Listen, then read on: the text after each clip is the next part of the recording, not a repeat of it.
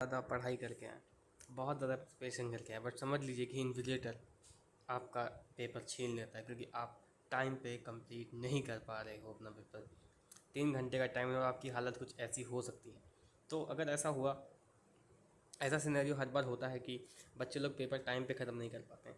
ICSE में हालांकि mathematics के पेपर में सबसे ज़्यादा ये देखा गया है कि जब पेपर 2.5 घंटे का था तो बच्चे लोग टाइम पे पेपर ख़त्म नहीं कर पाते थे। बट अभी क्या, अभी आपकी हालत ऐसी तो नहीं होनी चाहिए क्योंकि भाई अब तो पेपर 2.5 घंटे का रहा नहीं, अब तो पेपर हो गया 3 घंटे का। ऐसी हालत आपकी नहीं होनी चाहिए ताकि इन्विजिलेटर आपका पेपर नहीं छीन सके और इस पेपर में जितना अच्छा हो सके आप लिख सकें। तो 3 घंटे का एग्ज़ाम है, ये साफ साफ लिखा गया एग्ज़ाम हॉल में, घड़ी भी पीछे लगी रहेगी आपकी। तो और अपनी एक मतलब नॉन डिजिटल जो वॉचेज़ होती हैं वो ले आ सकते हैं, शायद वो अलाउड होती हैं। डिजिटल वॉचेस शायद से पहले अलाउड थी, बट उनको भी शायद मना कर दिया क्योंकि स्मार्ट वॉचेस भी मना है, बट लोग पता नहीं डिजिटल को मना ही कर दिया मैंने देखा जाता। तो वो सब अलग बात है। बट 3 घंटे का टाइम है। मैथमेटिक्स पेपर पहले ये जो था ये 2 घंटे 30 मिनट था, मतलब ऑलमोस्ट अभी 180 मिनट्स आपको मिल रहे हैं, पहले ये 150 मिनट्स मिलते थे। तो अभी आपको 30 मिनट ज़्यादा मिल रहे हैं और पेपर वही है, 80 मार्क्स का पेपर है। और वही मतलब सेक्शन ए कंपलसरी होगा, एमसीक्यू वगैरह आएगा, और अब सेक्शन बी आपका वही 7 में से आपको 4 क्वेश्चन अटेम्प्ट करने होंगे। पैटर्न तो वही है। तो तब भी क्या इस बार भी हमारा पेपर छूट सकता है क्या, मतलब डाउट आ रहा होगा लोगों के माइंड में, क्योंकि जब 2.5 घंटे का पेपर था तो काफ़ी लोगों का पेपर छूटता था, बहुत लोग का नहीं भी छूटता था। भाई जिसने बहुत ज़्यादा मेहनत की होगी वो पेपर 2.5 घंटे से कम समय में भी कर सकता है। मतलब मैंने ऐसे कई सारे बच्चों को अपने साथ भी देखा है जिनका पेपर 2 घंटे में भी हो जाता था, मैं मजाक नहीं कर रहा हूँ। बट इन जनरल जो ज़्यादातर जो पॉपुलेशन है उनके लिए क्या 3 घंटे इनफ है। तो सेक्शन ए में आपका कितना टाइम जाना चाहिए, सेक्शन बी में कितना टाइम जाना चाहिए, और सबसे इम्पॉर्टेंट बात ही क्या है, 3 घंटे में जो आपको 15 मिनट मिले हैं, 15 मिनट जो रीडिंग टाइम मिला है उसमें हम कैसे करेंगे। देखिए बहुत लोग उस रीडिंग टाइम को यूटिलाइज नहीं करते, लोग को लगता है कि 5-6 मिनट में पेपर पढ़ते हैं, पैनिक होते हैं, फिर पेपर पढ़ते ही नहीं है। तो स्ट्रेटेजिकली हमें पेपर को समझना पड़ेगा। अभी मैं ये बात ही नहीं कर रहा हूँ कि आपको पेपर आता कितना है, वो मैं बात ही नहीं कर रहा हूँ। मैं बोल रहा हूँ कि जितना आता है क्या उतने मार्क्स भी आपके आ पाएंगे, क्योंकि टाइम बहुत इंपॉर्टेंट है। मान लेते हैं क्योंकि 80 मार्क्स का तो पेपर होता है, सपोजिटली सब कुछ क्वेश्चन चूज़ करने के बाद आपको चॉइस पूरा मेक करने के बाद चूज़ करने के बाद आपको एटलीस्ट 60 मार्क्स का पेपर आता था। तो मैं ये चाहता हूँ कि आपके मतलब एटलीस्ट 60 मार्क्स तो आ जाएँ 80 में से, बल्कि मैं बताऊँ आपके 60 नहीं 60+ ही आएंगे अगर 60 नंबर का पेपर आता है।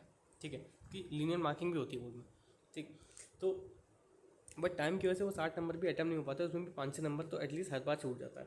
तो इस बार टाइम हालांकि ज़्यादा मिला है, तो मेरा यही आपको मतलब सजेशन रहेगा कि पहले 15 मिनट जो है उसको यूटिलाइज़ करिए, पेपर को पढ़ने में अच्छे से पढ़िए। इसमें आप जो एमसीक्यूज़ आपको आ रहे हैं नहीं आ रहे वो इंपॉर्टेंट है ही नहीं। सेक्शन बी में क्वेश्चन को चूज़ कर सकते हैं आप इसमें, और इसमें ज़्यादा टाइम नहीं लगता है, इसमें मुश्किल से कितना मिनट लगता है, 5 से 6 मिनट लगेगा सेक्शन बी को अच्छे से पढ़ने में, और मतलब क्वेश्चंस को मतलब चूज़ करने में, और 5 से 6 मिनट आपका सेक्शन ए को पढ़ने में लगेगा।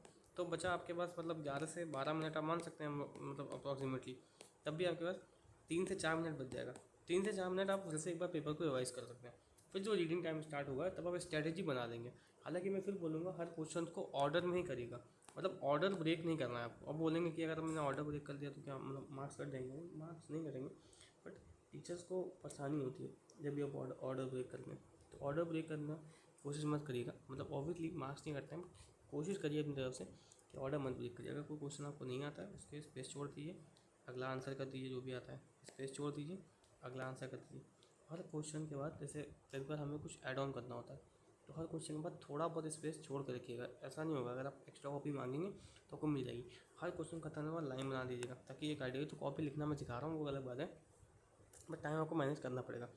अब 3 घंटे तो आपको मिले, अब उसमें सेक्शन है, आप देखो सेक्शन है कितना भी बड़ा क्वेश्चन आ जाए, कितना भी लेंदी आ जाए, आपको लेंथ के पीछे नहीं भागना है।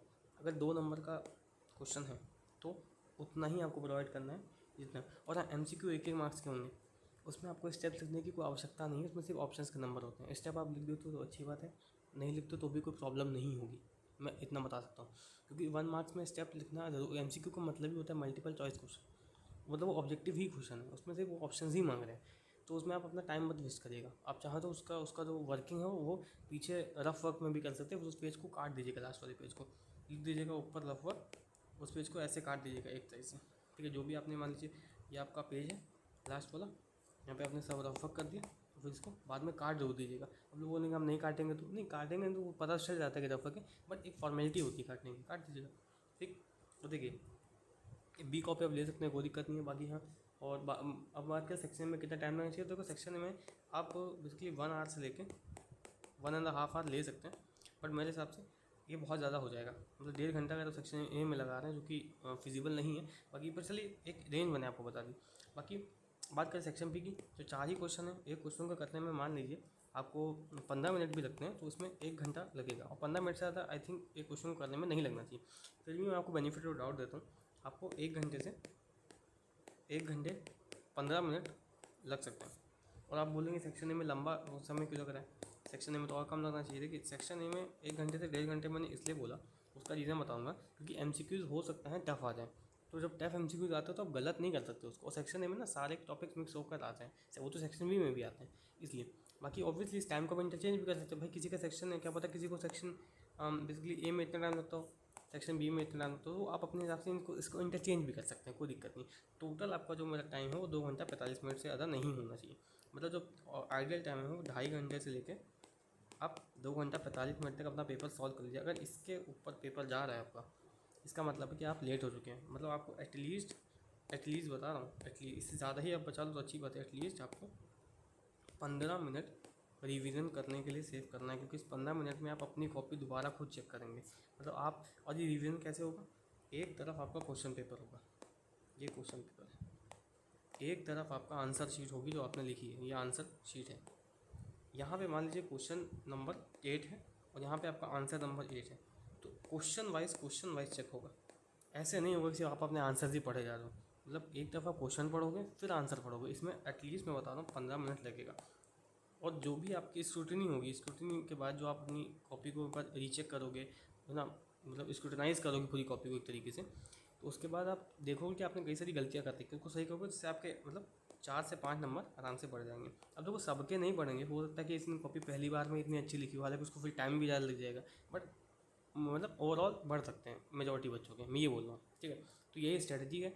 और टाइम को ऐसे मैच करें जो, और सबको पता ही है, देखो बेसिक बातें मैंने नहीं बताई हैं, कि जो क्वेश्चन नहीं आ रहा उसको बाद में करें, बट इस पर जो छोड़ दिएगा। चलिए, थैंक यू।